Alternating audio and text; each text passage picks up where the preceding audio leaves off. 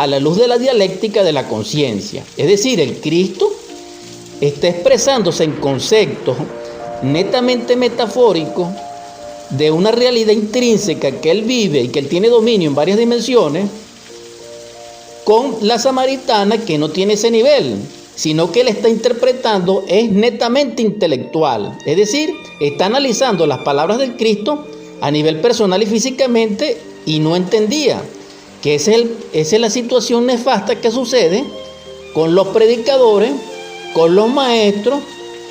Estoy hablando de seres objetivos, no estamos hablando de nosotros. Cuando se refieren a nosotros y nos traen la enseñanza que no entendemos, que la tergiversamos, que no la utilizamos debidamente, que seguimos con nuestras costumbres rancias, intelectuales, emocionales y no cambiamos nuestra forma de vivir. Pero sin embargo los escuchamos. Entonces, y no experimentamos lo que ellos dicen, entonces, sino que los tergiversamos. Entonces, es allí lo que quiero destacar, la urgencia que requerimos de despertar la conciencia para que ella realmente sea la que capte la enseñanza. Entonces la samaritana continúa y le dice: ¿acaso eres tú mayor que nuestro padre Jacob, que nos dio este pozo, del cual bebieron él, sus hijos y sus ganados? Respondiendo Jesús le dijo: cualquiera que bebiere de esta agua volverá a tener sed. Es decir, el Cristo le está diciendo que el agua del pozo, que es físico, si se toma de esa agua se vuelve a tener sed. Y esto es lógico y es natural. Pero le agrega: mas el que bebiere del agua que yo le daré, no tendrá sed jamás, sino que el agua que yo le daré será en él una fuente de agua que salte de vida eterna. Es decir, que el agua que ofrece el Cristo, el que estaba hablando dentro de Yeshua ben Pandirá y dirigiéndose a la samaritana en el segundo nivel de conversación, pero en la misma conversación le dice que esa agua se convertirá dentro de ella en una fuente.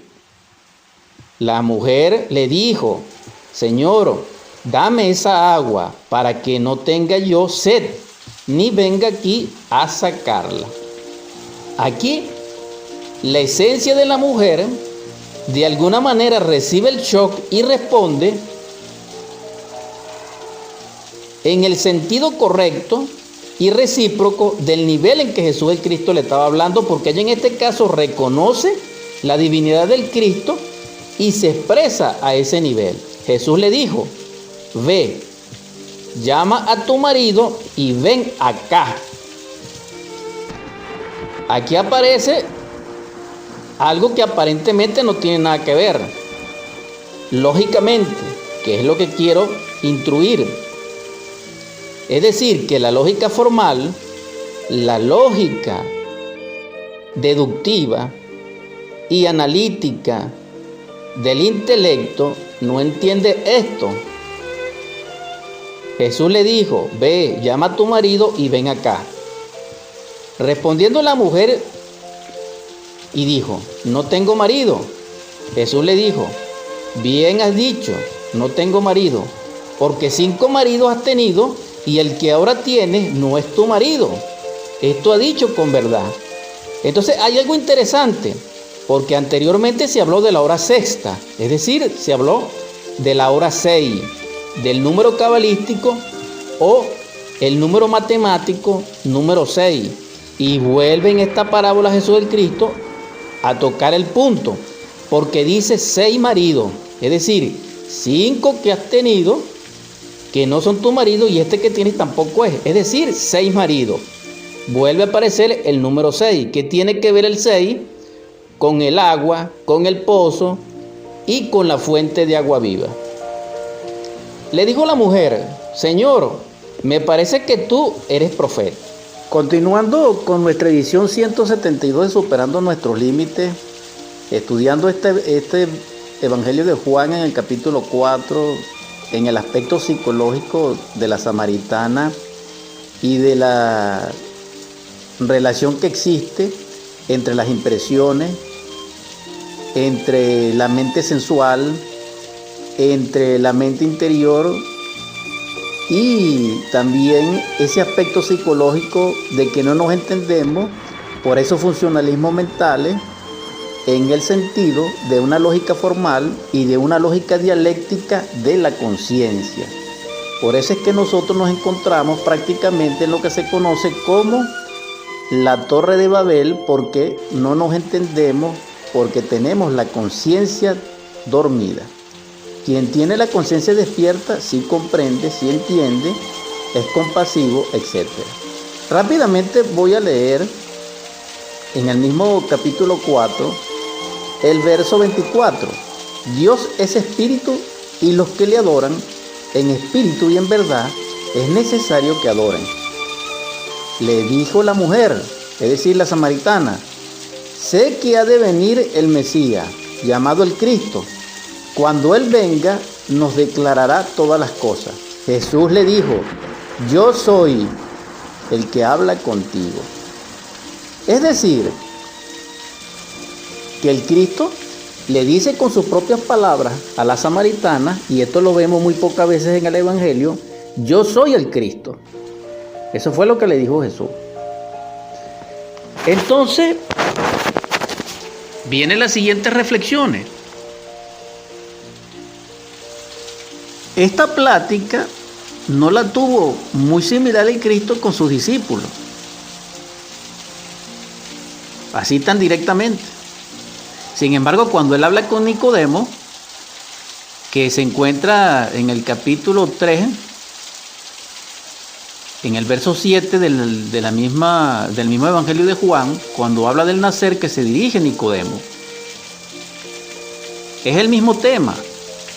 Pero repito, como dije en una plática anterior, son dos extremos, porque Nicodemo es un rabí, es un maestro, es un letrado. Y la samaritana no. La samaritana era, dijéramos,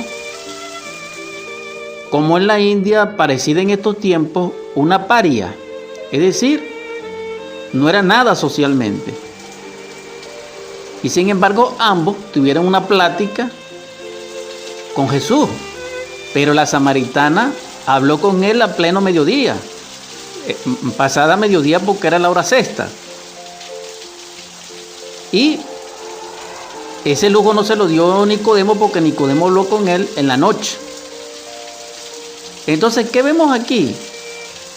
Que el Cristo le habla a los dos y le dice: nace de nuevo. Entonces, el nacer, en este caso, está ligado al agua, y está ligada a un agua profunda, es decir, a un agua de pozo profundo, en las entrañas de la tierra, a un agua oculta. Y esto es maravilloso porque, como es una metáfora, debemos reflexionar.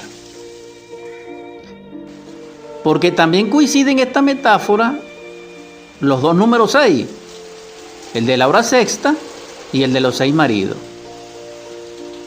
Entonces, la hora sexta se conoce como la hora de la virtud y del vicio.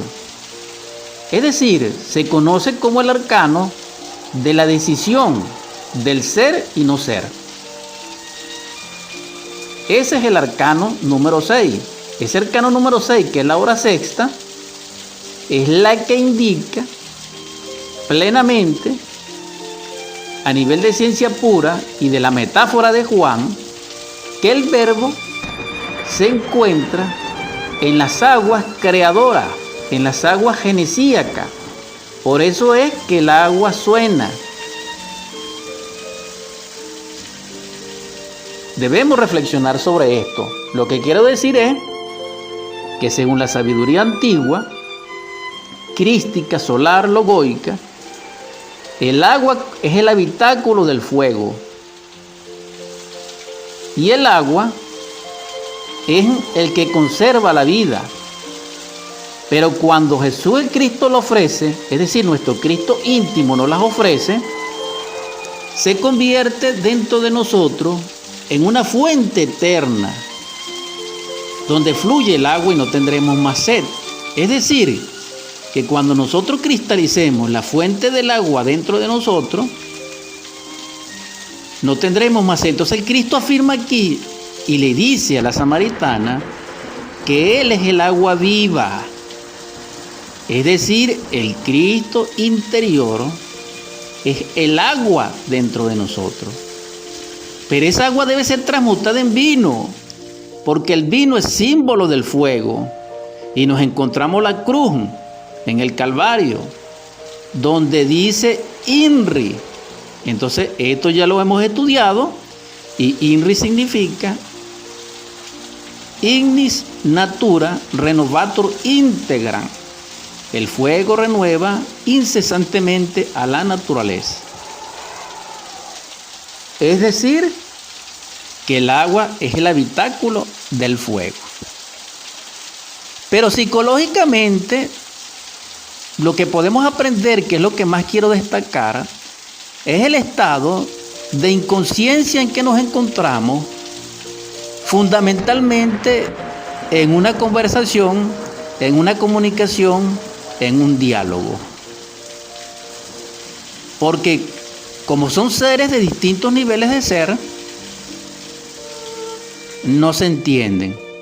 Haciendo la sección de que Jesús el Cristo sí entendía, pero los demás no lo entienden a Él.